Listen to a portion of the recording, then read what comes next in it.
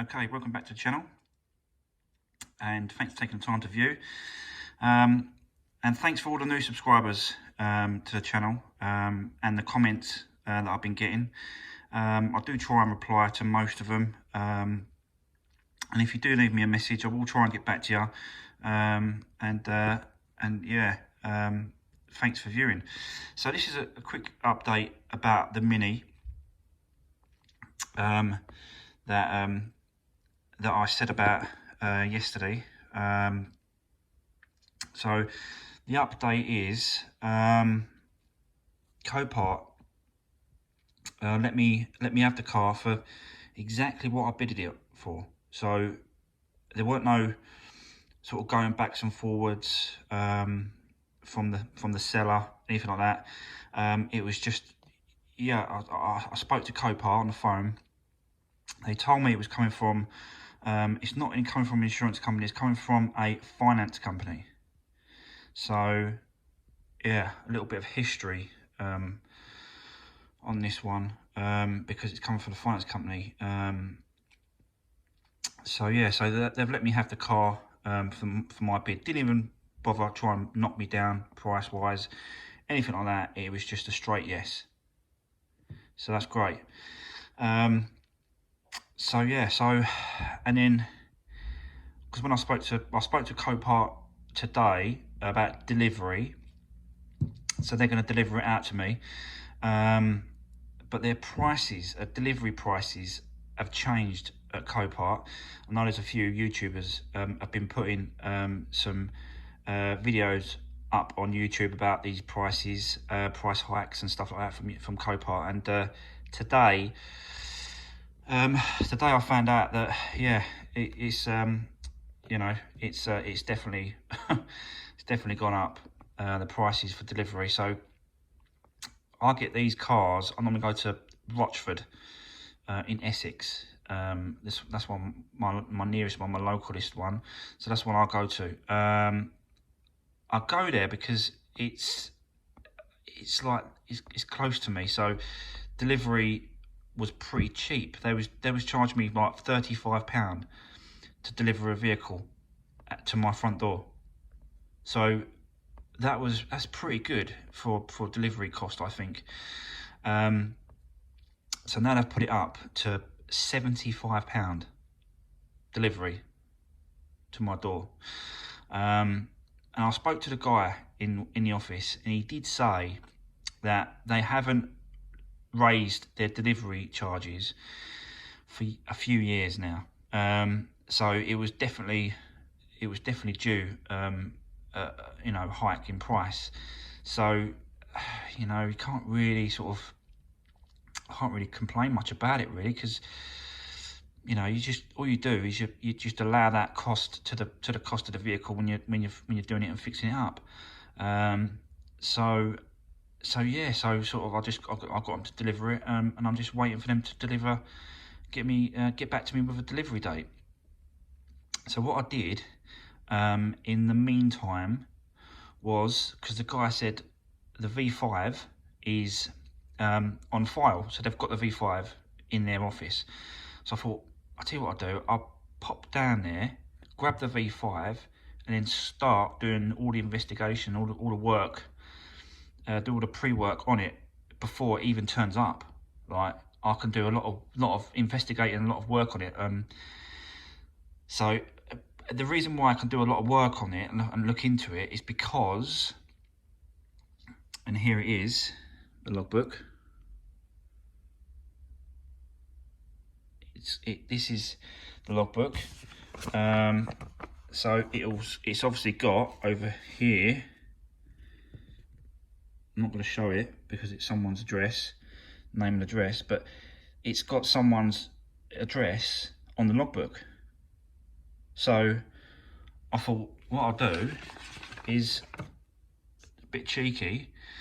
The actual address was on the way home from Copart. So I thought, what I'll do is I'll just give them a quick knock, and get a bit of sort of background, sort of like history on it, just to find out exactly, if they've got a logbook, any more paperwork, any more service history.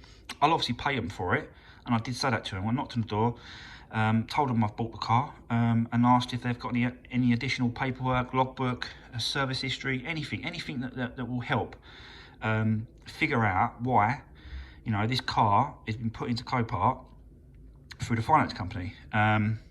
So I found out that obviously, unfortunately, they couldn't afford to finish off the finance under their situation. You know, it just happens. People, you know, lose their jobs, or you know, they just find it difficult to pay back these cars on finance, or anything on finance is difficult if you lose your job or anything happens.